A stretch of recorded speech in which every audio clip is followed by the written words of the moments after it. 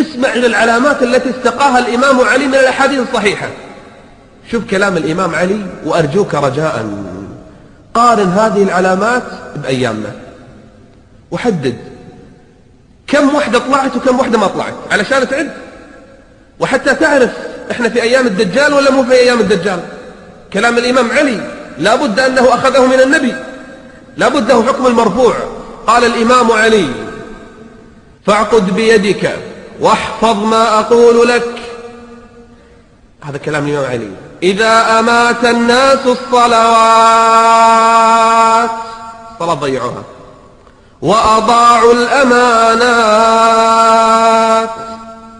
من الأمين فيهم، وكان الحكم ضعفا، حكم ضعيف، والظلم فخرا، يفتخر الواحد بالظلم، وأمراؤهم فجرة، ووزراؤهم خونة، وأعوانهم ظلمة، وقراؤهم فسقة، وظهر الجور، الظلم صار في كل مكان، وفشى الزنا، وظهر الربا، وقطعت الأرحام،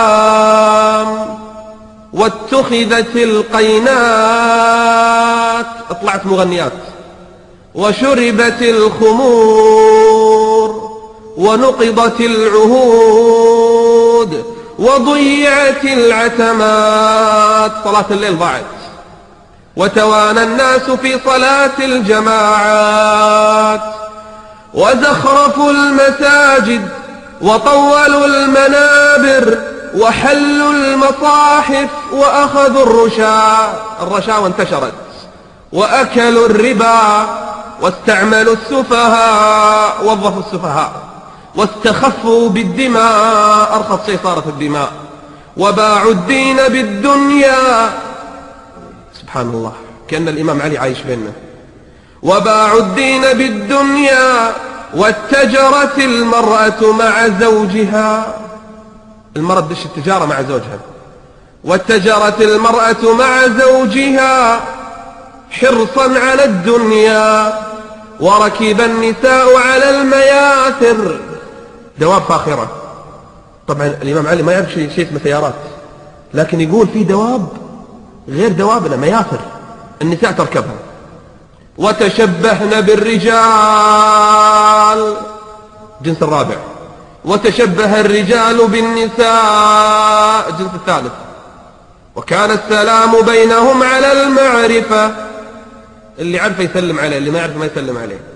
وشهد شاهد من غير أن يستشهد، يشهد على الزور، وحلف من قبل أن يستحلف، يحلف كاذب ما حد طلب منه.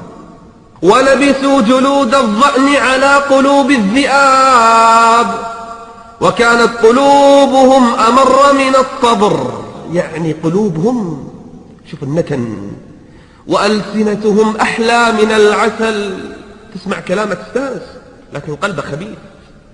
قال: وسرائرهم أنتن من الجيف، والتمس الفقه لغير الدين، يتعلمون العلم الشرعي ليس لله، والتمس الفقه لغير الدين، وأنكر المعروف، وعرف المنكر.